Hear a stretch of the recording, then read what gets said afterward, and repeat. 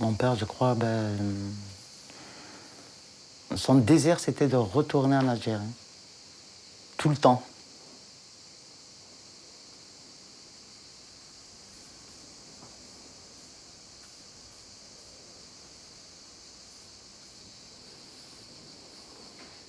Mon père, je crois qu'il a été tout le temps déçu.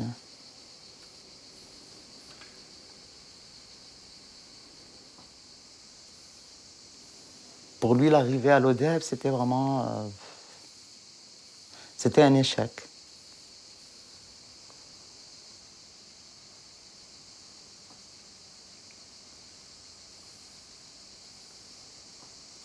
Je le voyais tout le temps triste. Jusqu'à son décès, lui, il envisageait tout le temps un retour en Algérie.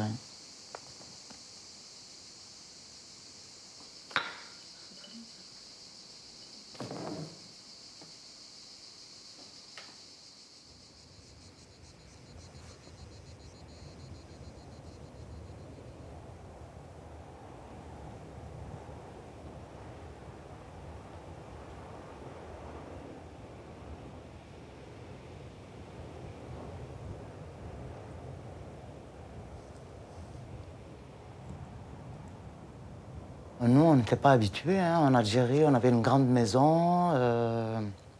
On a grandi dans une grande ville. Pour ma mère, c'était un grand changement. Une grosse déception.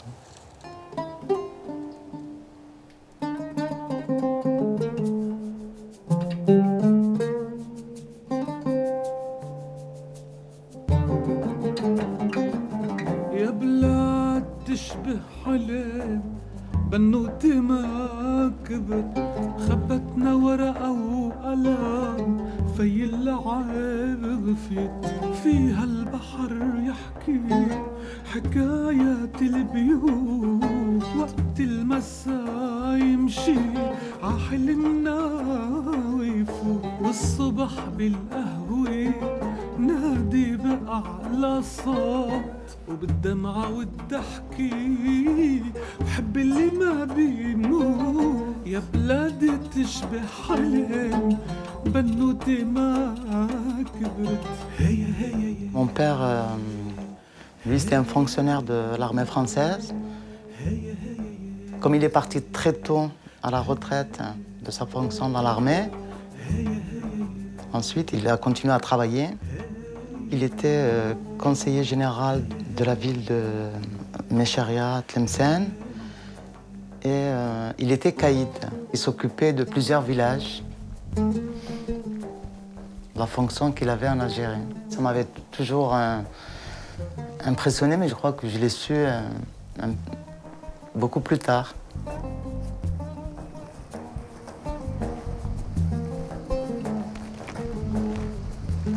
Un soir, ils sont venus chercher mon père dans la nuit, le FLN. Ils ont sauté au-dessus pour entrer dans la cour, pour prendre mon père.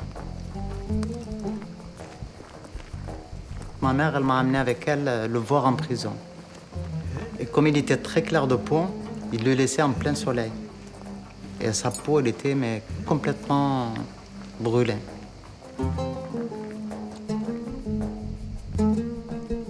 Et quand il est sorti de prison, il a vraiment pris la décision de rentrer en France.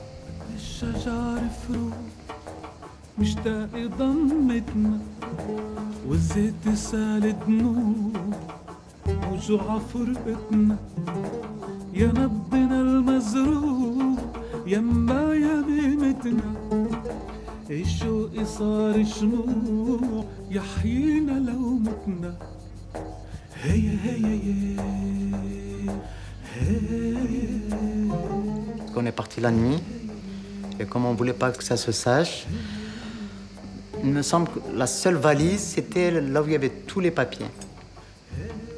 Pas de jouets, ma poupée que j'ai dû laisser.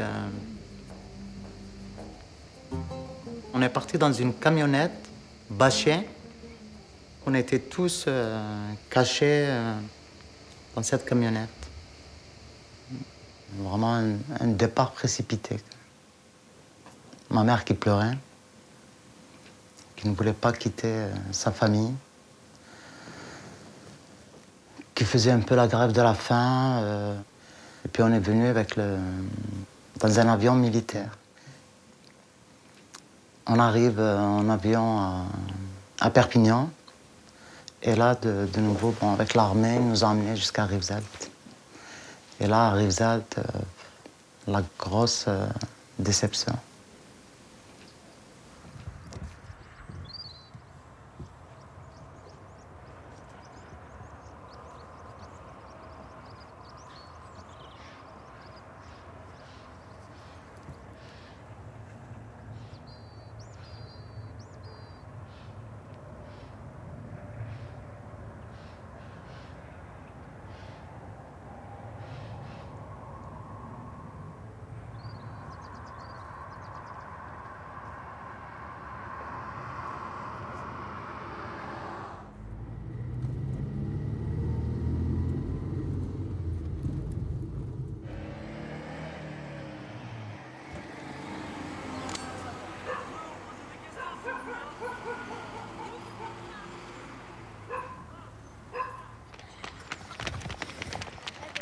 Juillet 1963. Délibération du conseil municipal de Lodève.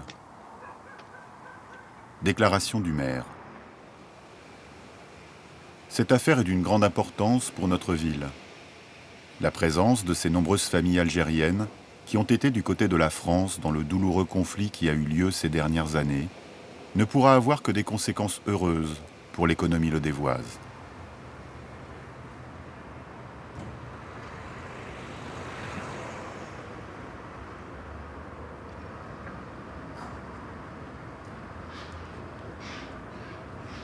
Une famille de Mécharia, ils ont su qu'on était à Rivesaltes, ils sont venus voir mon père. Et donc là, ils lui ont proposé de venir à l'Odève, qui avait un atelier de fabrique de tapis créé pour les femmes, et des HLM qui venaient d'être terminés. Bonjour, je viens chercher les On crochets. a récupéré les petits, voilà. Donc, il faudra vérifier qu'il n'en manque pas. Bon, il faut les centrer, c'est des petites pastilles autocollantes. Ça devrait bien Il y en mettre avait bien. 5. 5, voilà. C'est bon. Marie viendra chercher Oui, tout est prêt les là. autres Il y a plus photos cet qu'à- après-midi. Tout est terminé, vous êtes paré pour exposer. Merci beaucoup. Avec Au plaisir. revoir. Au revoir.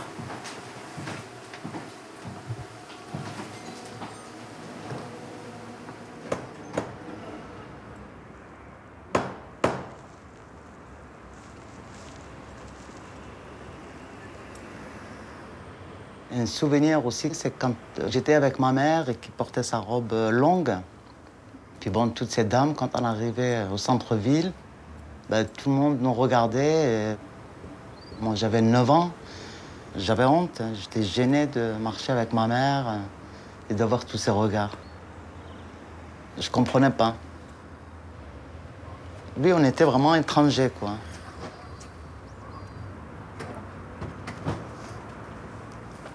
Dédé, salut, ça va? Pour l'expo photo, c'est vendredi à 16h30. Voilà. Et si on arrive un peu en retard? Ah, c'est pas grave parce qu'après, à 19h, il y a le vernissage, si tu veux, officiel.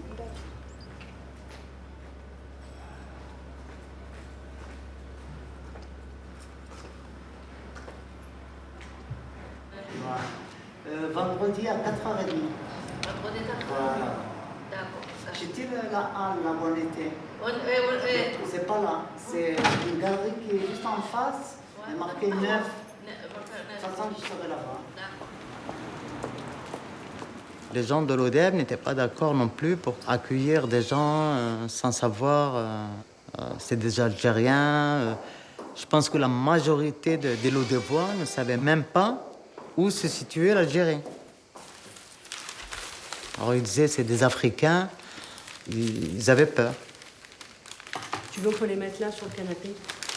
Ils nous ont tellement communiqué aussi cette peur que nous aussi on avait peur d'aller vers eux. Il y en a pas mal où tout le monde sourit. Hein.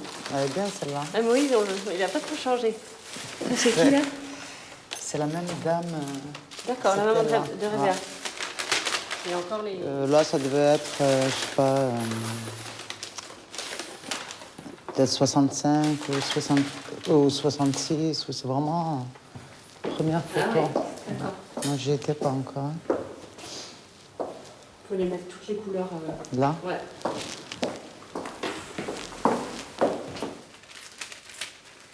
L'usine de tapis, en fait, elle a démarré parce qu'il y avait quelques familles de Harki, des femmes notamment qui savaient tisser. Ils étaient au camp à côté d'Avignon, au château Lascours. Dans ce camp, elles faisaient déjà des tapis. Ils sont venus s'installer à l'ODEP. C'était l'armée qui était à l'origine de l'usine, qui a installé ces baraques. Et ils ont commencé à faire des tapis blancs, en fait. Il n'y avait pas de dessin. Et c'est en 1966 que Paris a entendu parler de cette manufacture avec beaucoup de main-d'œuvre. Ils ont envoyé un chef d'atelier pour un petit peu voir s'il y avait une possibilité de rattacher cet atelier à celui de Paris. C'était le premier chef d'atelier. Premier chef d'atelier. En 81, il est parti à la retraite. D'accord. Et toi, tu as été combien de temps? Ben moi, de 1976 jusqu'à 2009. Il y avait 3 membres de ma famille qui travaillaient. Il y avait ma mère et mes 2 sœurs. Elle, déjà, elle savait tisser en Algérie puisqu'on avait un métier dans la maison. Ma mère, elle faisait du tapis, mais c'était chez elle, l'après-midi, avec ses sœurs. C'était un loisir. C'était pas un travail d'usine ou vraiment... C'était dur, hein, les premières années. Les gens ne parlaient pas, il fallait travailler, c'était fatigant. C'est vrai que le soir, quand elle rentrait, plus personne ne parlait de l'atelier. C'était des grands moments de silence. تعلم وهذه تعلم هذه يعني من صغار قريب 40 عام أنا واحدة الصغارات يعرفوا خير منا احنا يخدموا علينا هم فاهمين يقروا الديسان يقروا كلش احنا ما نقروش العربية تعلمنا ايوه أميرة بنت بلادي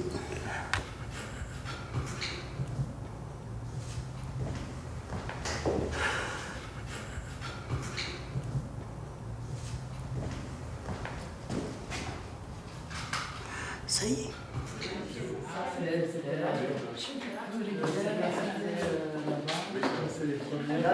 C'est la première. Non, les 2 premières, c'est ça.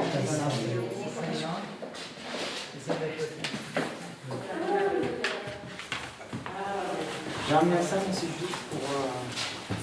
c'est juste pour vous que vous voulez montrer.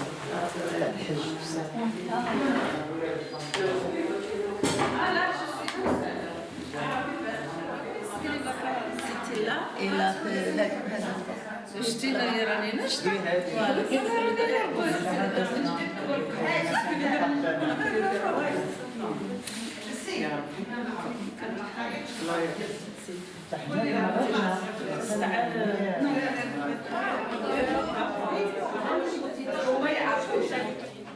الشيف يعرف العربية سيد زايد في الجزائر وكان داير الوزين تاع الزرابة دايرة في الجزائر في تلمسان وما نعرف نحتسب كان يهضروا مع اللي يعرفوا الفرنسيس اللي يهضروا الفرنسيس اللي يعرفوا الفرنسيس أنا كيما نعرف ولا يهضر معايا يقول لي أنا سيبوني ننسج راني ننسج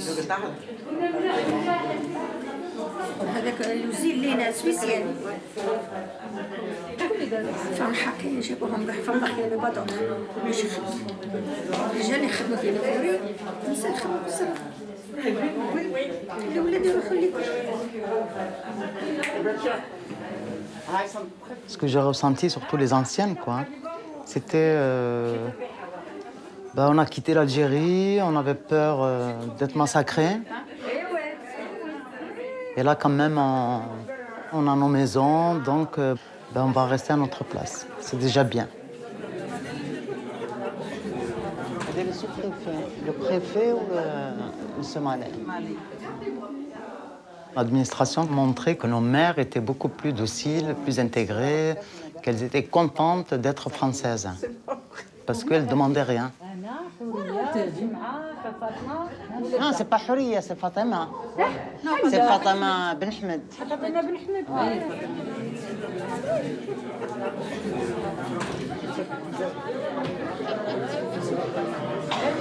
Tu dis comment? Je venais de me marier en 76. 76. De quoi? Tu n'étais pas là. Ah, mais tu n'étais pas là, tu étais en 77. Oui, mais je vous ai dit, De quoi vous elle venait parlez? de se marier. Quand elle avait le nœud blanc qui venait de se marier. Et tu faisais Louis XIV déjà? Non, non, je ne faisais pas le 14, C'était c'était quoi? juste pour la photo. C'était Sadia. Moi, j'ai dessiné. Là. Oh. C'est plus correct là ce qui se passe.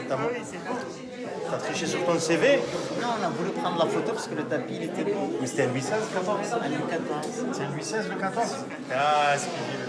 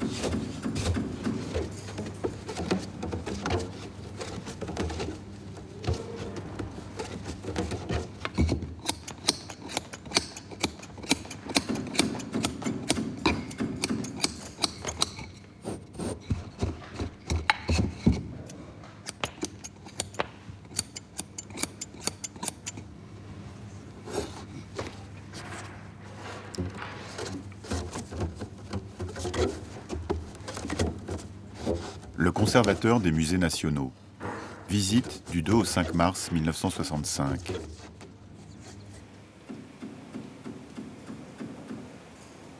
Les ateliers installés dans des constructions légères, bien situés, à l'entrée de la ville, à flanc de colline, ont un très bon éclairage, un chauffage rustique mais efficace, permettant au personnel de travailler dans de bonnes et saines conditions. Les cadres administratifs, venant pour la plupart de l'armée, parlent de façon courante la langue arabe et n'ignorent rien des mœurs et des coutumes musulmanes. L'entente nécessaire est appliquée par ce personnel avec beaucoup de fermeté et d'humanité et semble être acceptée de bonne grâce. Le personnel, presque exclusivement féminin, environ 45 personnes, seulement 3 hommes, est d'une façon générale travailleur, d'un esprit vif et semble prendre un grand intérêt à l'exécution.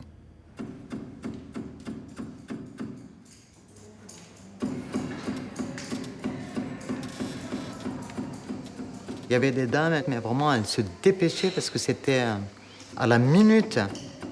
C'est-à-dire, c'était à 8h, si on arrivait à 8h01, le portail était quand même fermé.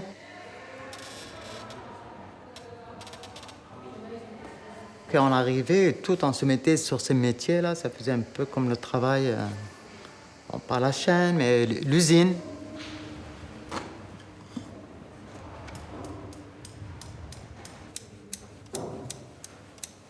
Il y avait 2 grandes baraques face à face, c'était les ateliers. C'était des préfabriqués. On nous a dit que c'était ce qui restait de la guerre d'Indochine. C'était vraiment des plaques de plâtre. Il n'y avait pas d'isolation. On avait des fenêtres avec des rideaux très légers. 2 grands poêles à mazout, donc qui ne chauffaient pas vraiment l'atelier. Quand il faisait froid, où il y avait du vent, bon, ils arrivaient à s'éteindre. Il faisait très chaud l'été. C'était vraiment des conditions très difficiles.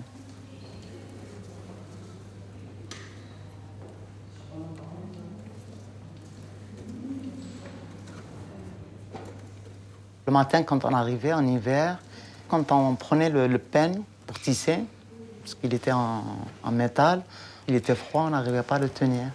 Donc on mettait des gants. Ou alors ce qu'on faisait, mais bon, c'était pas tellement autorisé, on se mettait autour du poêle, au moins pour se chauffer les mains.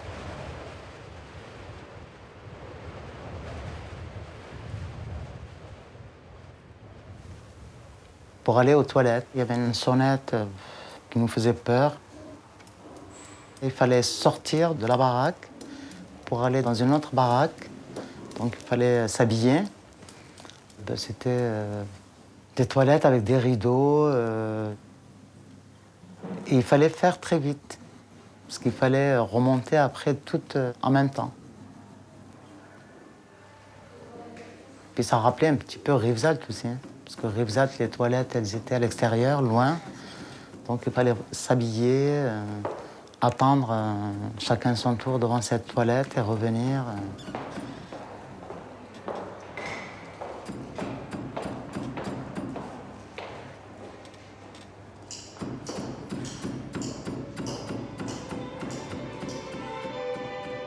Avec ses 6000 tapis et tapisseries, chefs-d'œuvre des XVIIe au XXIe siècle, le Mobilier National possède l'une des plus belles collections du monde qui témoigne de l'histoire des arts décoratifs. Ces 4 siècles de production font de cette maison unique au monde la mémoire de la tapisserie française. Elle reste aujourd'hui au service de l'excellence qui a fait la réputation des manufactures des Gobelins, de Beauvais et de la Savonnerie.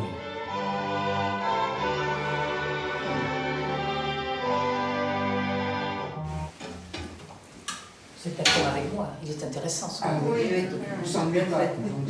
Dans notre région, vous le savez, à la fin de la guerre d'Algérie, on a été terre d'accueil, terre d'asile, à la fois pour les pieds noirs qui sont rentrés d'Algérie, mais aussi pour les harkis, ces Français musulmans qui avaient travaillé pour l'armée française et qui, à la fin du conflit, se sont retrouvés assis entre deux chaises.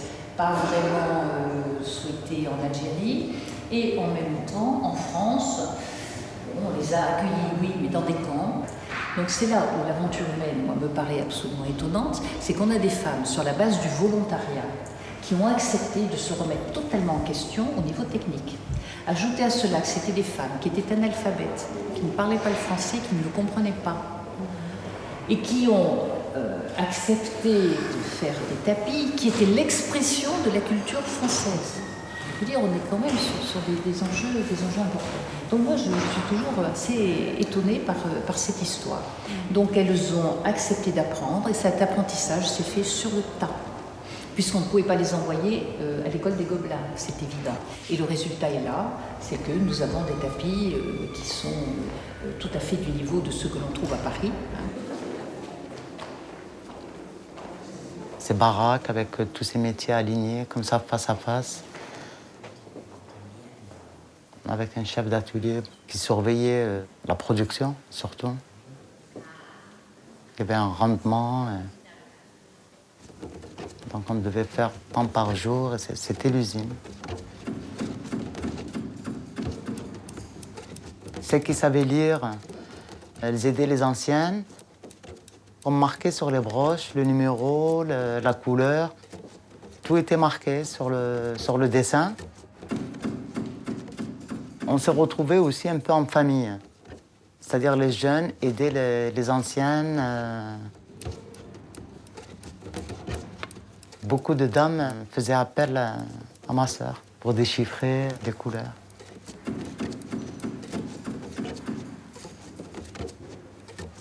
Moi, je suis rentré en 1976.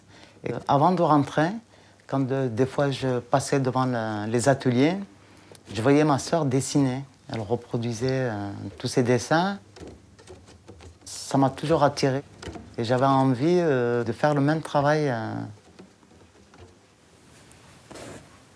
Quand je voyais toutes ces couleurs, j'avais envie de les toucher, de les classer. Et donc le chef d'atelier, il a décidé de me mettre au dessin.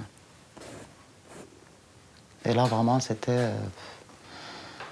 pour moi, c'était une grande joie, une satisfaction. Je ne voulais pas tisser.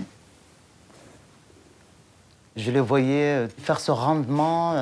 Je préférais dessiner, faire vraiment un rendement au dessin plutôt que le tissage. Je trouvais ça un peu plus pénible.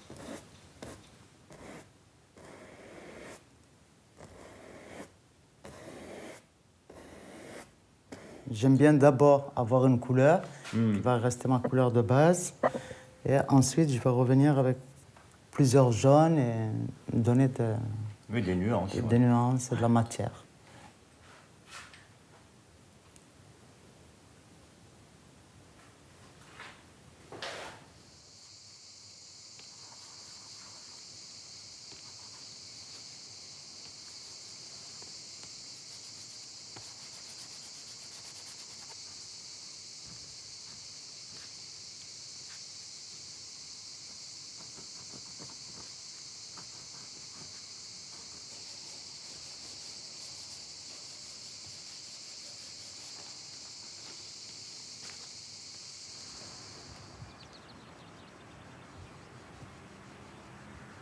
On habitait vraiment loin de centre-ville. On était à 1,5 km avec rien autour. Le plus proche, c'était une gare à l'abandon. Cette cité, c'était 3 blocs qui étaient face à face, avec un grand terrain vague, avec rien. C'était affreux. Ça faisait vraiment des gens à part. Hein. On partait de tout à pied jusqu'à la ville.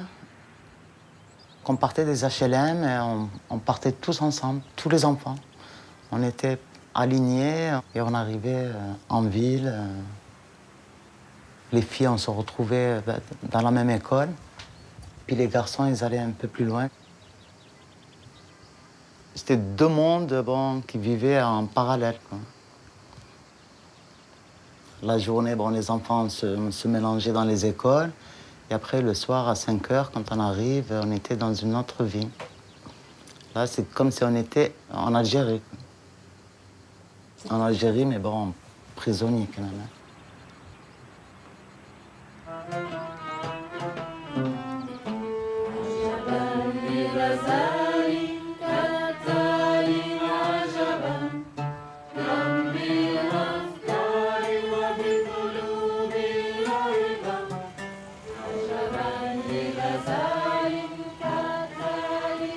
On avait des pissiers qui venaient, on avait le boulanger. Le facteur connaissait toutes les familles, qui rentraient quand même dans les maisons.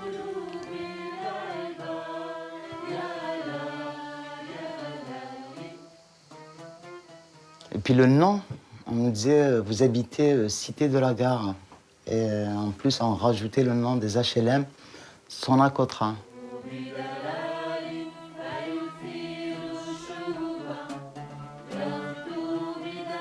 À l'atelier de tapis, les femmes, elles ont commencé à se connaître. Puis tout doucement, il y a eu des mariages, donc ça a rapproché un peu les gens. Le maire venait, ça faisait beaucoup de voix, et si on votait toutes les familles, c'était... pour le maire, c'était un bon point. Les gens étaient fiers et contents que un maire se déplace quand même, il vient nous voir, quoi. Hein.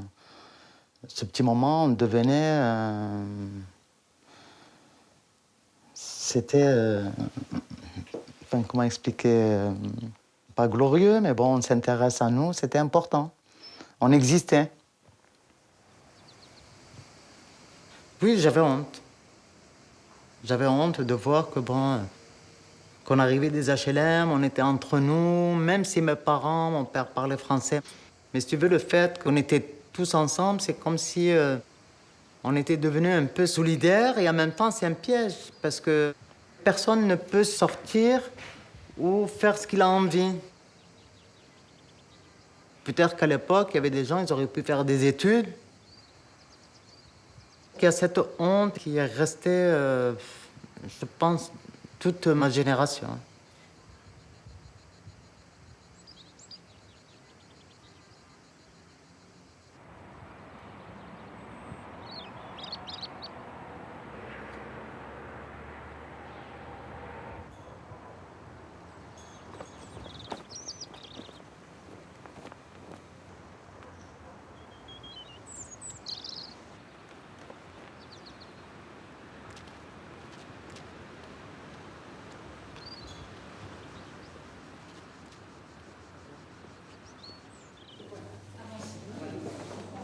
Le préfet de la région Languedoc-Roussillon à Monsieur l'administrateur général, le 26 mai 1976. Les ouvrières de l'ODEV ont une production égale en quantité à celle des agents des autres manufactures et une productivité largement supérieure. Il est normal, en conséquence, qu'elles trouvent une rétribution équitable et qu'elles bénéficient du statut conforme aux usages en vigueur. Il importe de proscrire toute pratique discriminatoire à leur encontre. Monsieur l'administrateur général à l'attention de Monsieur le conseiller technique au cabinet de Monsieur le ministre de la Culture, le 22 août 1977. Je ne vous cache pas ma surprise devant les choix des termes de la mise en accusation. Vous n'ignorez pas les difficultés qu'entraînera l'étude d'un statut aligné sur celui des manufactures. Les ouvrières de l'ODEV n'ont pas les titres voulus, ni la qualification équivalente à celle des lissières de la savonnerie.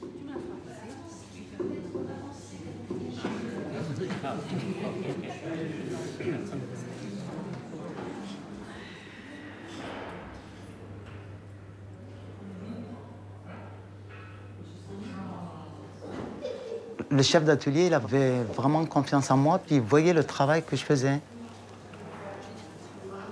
Il savait que j'étais capable d'être à la tête de l'atelier. Et ils m'ont dit, est-ce que tu veux être chef d'atelier à l'époque? Ils disaient responsable de l'atelier.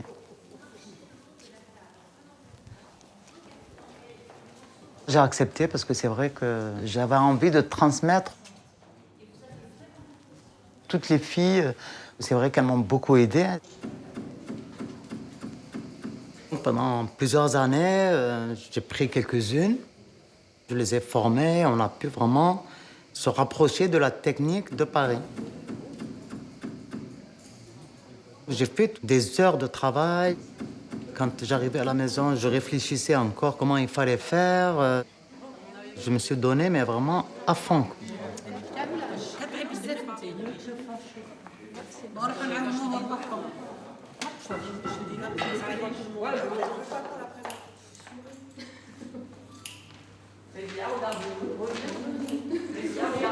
Je peux pas.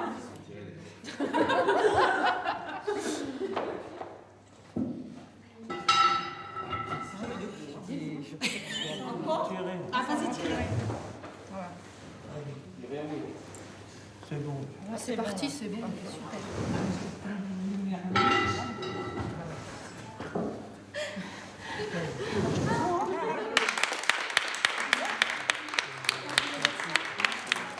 Quand j'ai passé mon concours d'artiste lycée, je l'ai eu. Je garde en mémoire que toute cette dame âgée,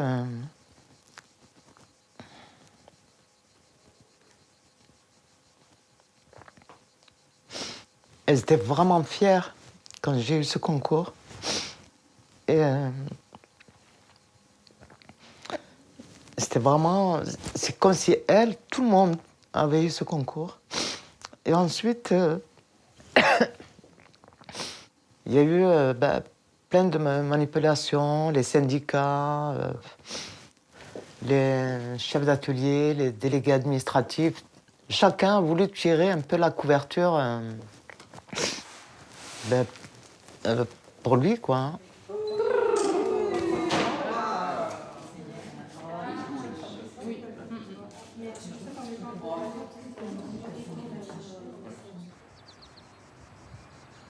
Le ministre de la Culture François Léotard à Monsieur André Santini, secrétaire d'État aux rapatriés, le 6 juillet 1987. J'ai le plaisir de vous confirmer que je me rends à l'ODEV pour poser la première pierre de la nouvelle manufacture nationale de tapis. L'importance économique du chantier se double d'un aspect social, puisque l'atelier de l'ODEV n'emploie que des femmes musulmanes rapatriées d'Algérie ou leurs filles. S'il y a eu la construction de la manufacture, c'est grâce à notre travail. On quitte les baraques en 90. Je me suis occupé de tout le déménagement. Et une fois qu'on a déménagé dans ces locaux, le bureau il est fermé à clé. Et on me dit, c'est pour le chef d'atelier qui doit arriver de Paris. Et en fait, c'était juste pour mettre une barrière. Maintenant, on a une manufacture que nous, en fait, on ne mérite pas.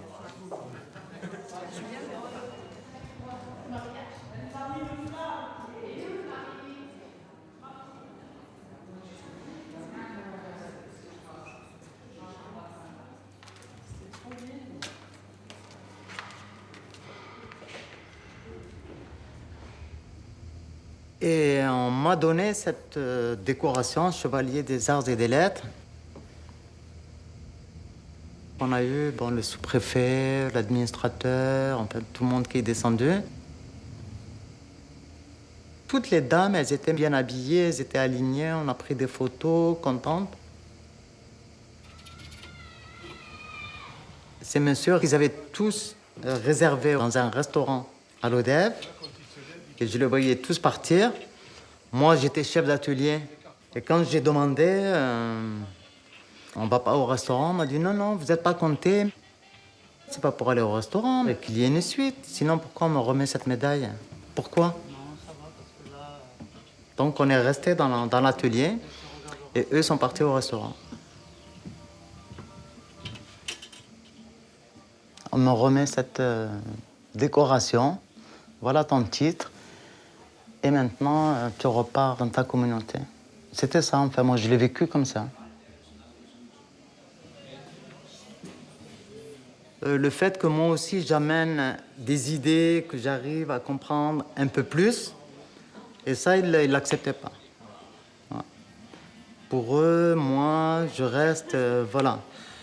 J'ai la culture algérienne, je n'ai pas fait d'école de l'art, je n'aurais pas les mêmes idées qu'eux. Ils avaient peur que cette grande maison parte dans les mains d'étrangers, que ce n'est pas un Français. Parce que pour eux, ça fait des siècles, c'est une institution française. Et s'il y a une Arabe qui tient cette institution, ça ne le fait pas.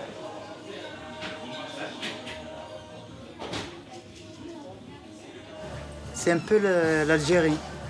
Ici, là, tout ce qui est ocre, marron. Moi, j'ai vu un désert. Oui, voilà. C'est l'Algérie.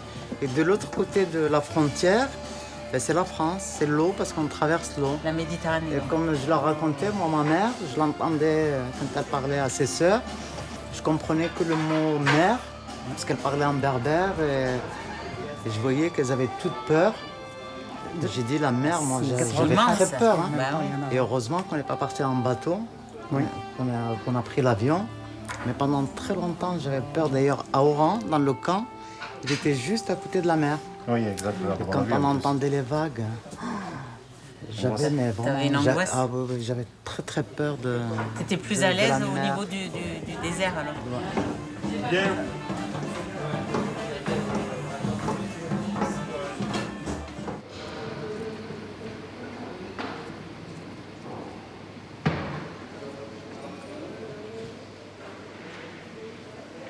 Et après, on a vu le changement quand même dès que la manufacture s'est construite. La nouvelle manufacture qui a tout déclenché. Voilà. Après, on est passé titulaire. Non, les Parisiens ne venaient pas parce qu'on était dans les baraques. Enfin, ils ne demandaient pas. Ça ne les intéressait pas. Voilà. C'est du jour où on a déménagé, là, par contre, il y avait plein de demandes. Ça ressemblait davantage à Paris. On avait droit à des heures de pause. Parce que bon, les Parisiens, ils avaient besoin de sortir, de marcher. Donc bon, ben, nous aussi.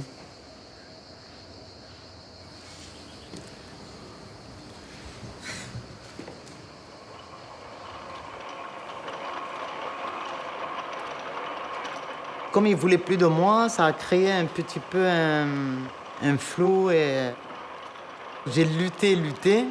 Je suis resté jusqu'en 2009, mais ça a été quand même des luttes permanentes.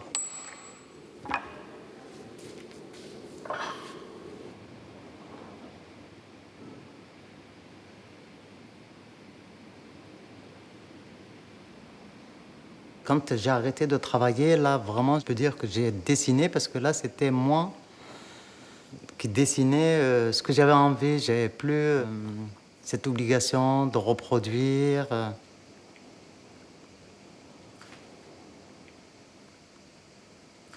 J'ai pris des cours de dessin aussi. Et là, depuis que j'ai pris la retraite, je peins tous les jours. C'était vraiment vital, hein. C'était mon écriture, mon dessin, ce que j'avais choisi. Ça me faisait plaisir, ça sortait.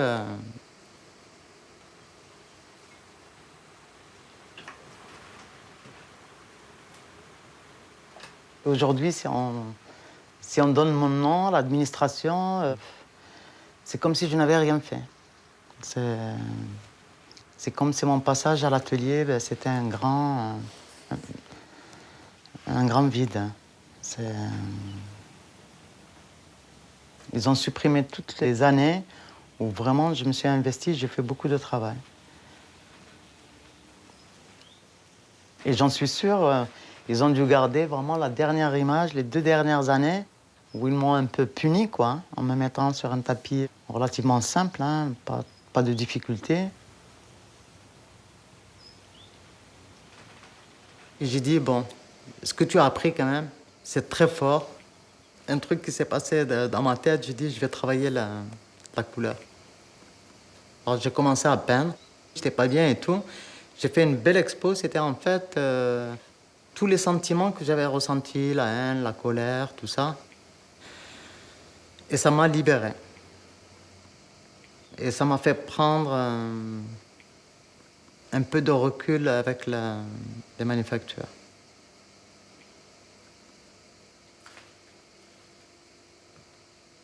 Je peux dire que la honte est partie le jour où j'ai vu que j'étais aussi capable, que j'avais les mêmes capacités, que je pouvais faire comme eux, ou mieux même.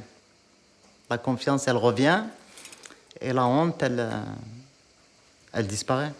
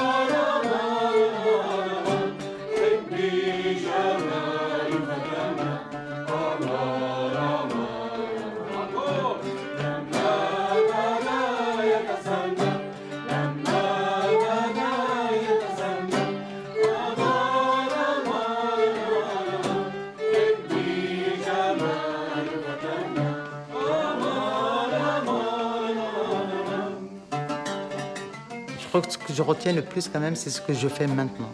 C'est ça qui a pris vraiment beaucoup de place dans ma vie. Voilà, je suis satisfaite. Je fais ce que j'ai envie, ça me plaît.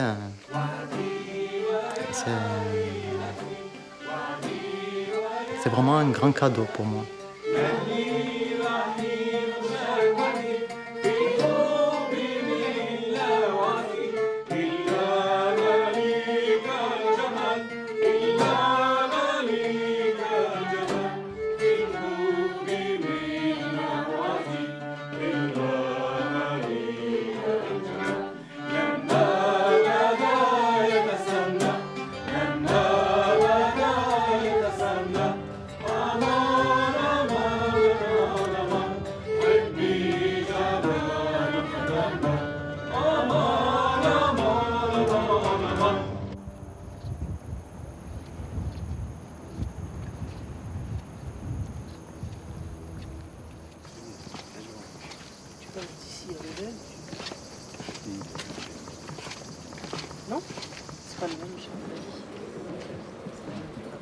pour te préparer.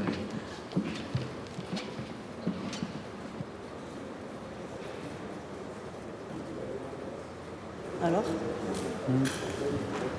T'as des images? Je te demande. Non. Rien. Ça c'est quoi? Ça c'est quand Dans le c'est pas ici là. dans le bateau. Ah, donc ça c'est en Algérie. Ça vous étiez pas là dans ce... Je veux des images de. C'est dur qu'il y a. Hein? Oui, quand même, Et puis c'était nombreux dans le bateau. Mais vous êtes arrivé où? Nous à Perpignan. On est arrivé en avion. Je parle du bateau. Ah, les gros ports, tu veux dire, c'était... Oui, là c'est bon. Je n'ai pas de souvenir de l'école. Comme si ma mémoire restait à l'intérieur, avec tous ces fils de barbelés.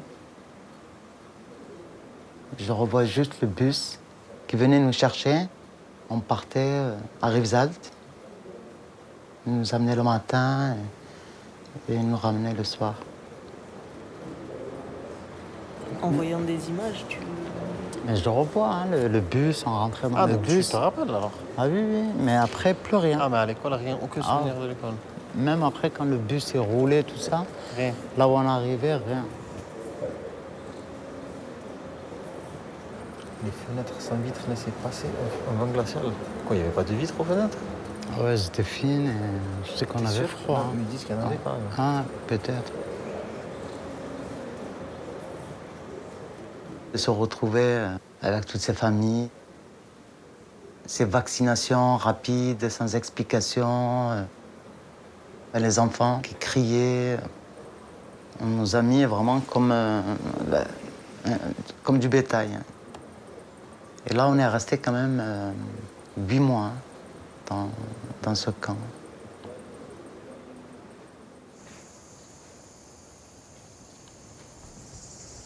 La Croix-Rouge qui nous a habillés, puis qui nous a amené aussi le ravitaillement. Elles sont hautes. Il comptait le nombre de familles et suivant le nombre, il nous attribuait 2 baraques. On avait fait une ouverture au milieu pour avoir un peu plus de place, avec des lits de camp de militaires, un poêle à bois. Et puis on restait là toute la journée.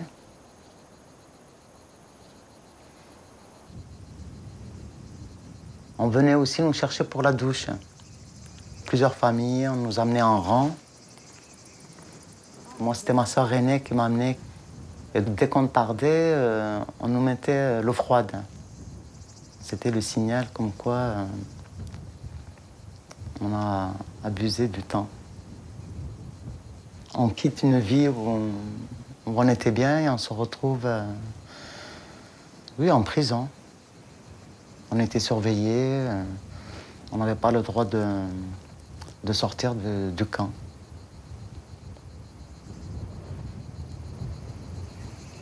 On habitait au village 9. C'était par quartier, peut-être quelques maisons, je ne sais pas comment ils ont calculé. Et pour ne pas se tromper aussi, parce que toutes les baraques étaient pareilles, donc il y avait un numéro. C'était village 9, village 10, 8. Et ce camp, il était immense, et loin de tout.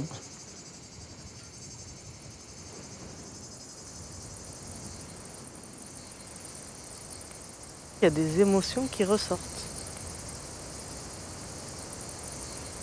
Je pense surtout ce que les parents n'ont pas dit. Donc tu peux pas mettre des mots, parce que peut-être c'est pas tellement ce que j'ai vécu, mais la douleur, ce qu'ils ont vécu mes parents. C'est un lieu, bon... Tu peux te rendre compte aussi de ce qu'ils ont vécu et qu'ils ne vous ont pas transmis. À travers d'autres mots, tu peux te rendre compte.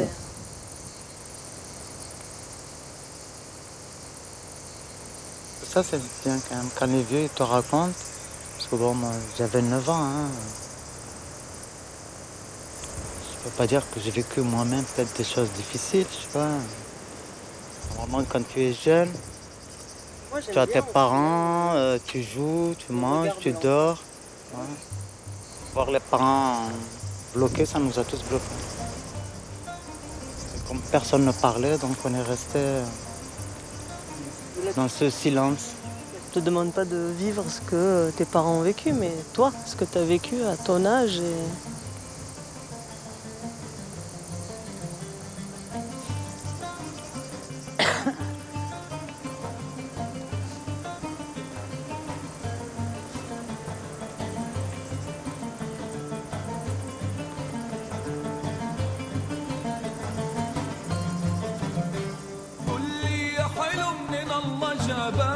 قل لي يا حلو من الله جابك خزان جرح قلب من عذاب